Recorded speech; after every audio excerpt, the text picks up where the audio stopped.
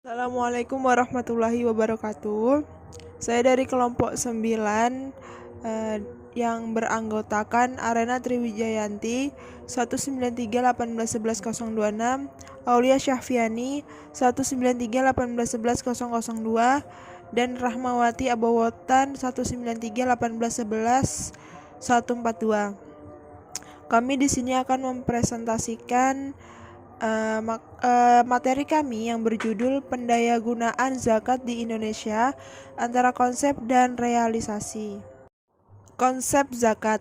Dalam syariat disebutkan zakat karena adanya pengertian etimologis, yaitu karena dalam membagikan pelakunya dari dosa dan menundukkan kebenaran imannya. Zakat termasuk rukun iman yang ketiga. Hukumnya fardu ain bagi setiap orang yang mencukupi syarat-syaratnya. Sedangkan menurut terminologi syariat, zakat adalah sebutan bagi kadar tertentu yang wajib menerimanya atau mustahik dengan persyaratan tertentu. Syarat-syarat tertentu itu adalah nisab, haul, dan kadarnya.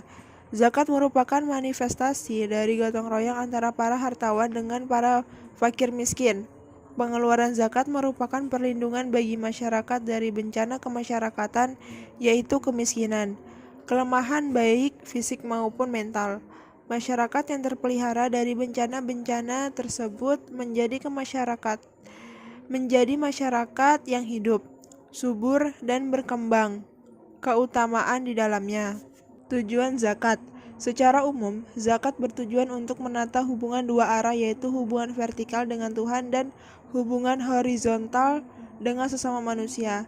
Artinya secara vertikal, zakat sebagai ibadah dan wujud ketakwaan dan kesyukuran seorang hamba kepada Allah atas nikmat berupa harta yang diberikan Allah kepadanya serta untuk membersihkan, mensucikan diri dan hartanya itu. Dalam konteks inilah, zakat bertujuan untuk menata hubungan seorang hamba dengan Tuhannya sebagai pemberi rezeki. Sedangkan secara horizontal, zakat bertujuan mewujudkan rasa keadilan sosial dan kasih sayang di antara pihak yang berkemampuan dengan pihak yang tidak mampu dan dapat memperkecil problema dan kesenjangan sosial serta ekonomi umat. Landasan kewajiban zakat.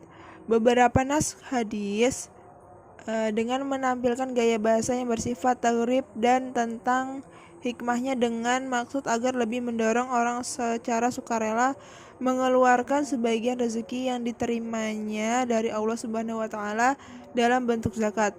Setelah Nabi Muhammad SAW wafat, maka pimpinan pemerintahan dipegang oleh Abu Bakar As-Siddiq sebagai khalifah yang pertama.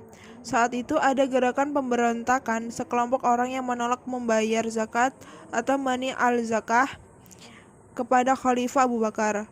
Khalifah mengajak para sahabat lainnya untuk bermufakat, memantapkan pelaksanaan dan penerapan zakat dan mengambil tindakan tegas terhadap orang-orang yang tidak mau membayar zakat dengan mengkategorikan mereka sebagai orang yang murtad.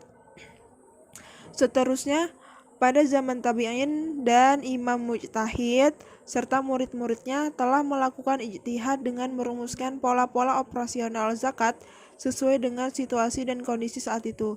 Dari segi sejarah, kewajiban berzakat sudah diisyaratkan oleh Allah Subhanahu wa taala kepada nabi dan rasul sebagaimana yang telah dilaksanakan oleh Nabi Ibrahim alaihissalam. Selanjutnya, ketentuan menerima zakat. Yang pertama, ada fakir. Fakir yaitu orang yang tidak mempunyai harta dan usaha atau mempunyai harta atau usaha yang kurang dari seperdua kecukupannya, dan tidak orang-orang yang berkewajiban memberi belanjanya. Lalu yang kedua ada miskin. Miskin adalah orang yang memiliki penghasilan tertentu, tetapi penghasilannya itu tidak cukup untuk keperluannya sehari-hari. Selanjutnya para amil. Para pengumpul zakat yang ditunjuk oleh imam atau wakilnya untuk mengumpulkan dari para pembayar zakat dan penjaganya. kemudian menyerahkan kepada orang yang akan membagikannya kepada para mustahik. Selanjutnya, al-mu'allaf al-qulubuhum. Mereka yang perlu dijinakkan hatinya agar cenderung untuk beriman atau tetap beriman kepada Allah Subhanahu wa taala dan mencegah agar mereka tidak berbuat jahat dan diharapkan mereka akan menolong kaum muslimin. Selanjutnya ada ar-rikab, merupakan budak yang biasanya dengan jatah zakat itu mereka dapat memerdekakan. Menurut golongan Asy-Syafi'iyah dan Hanafiyah, rikab adalah budak muktab, yaitu budak yang diberikan kesempatan untuk membebaskan diri secara ansuran. Lalu ada ghorim, yaitu mereka yang memiliki hutang tidak dapat lagi membayar hutangnya karena telah jatuh fakir. Selanjutnya ada fisabilillah.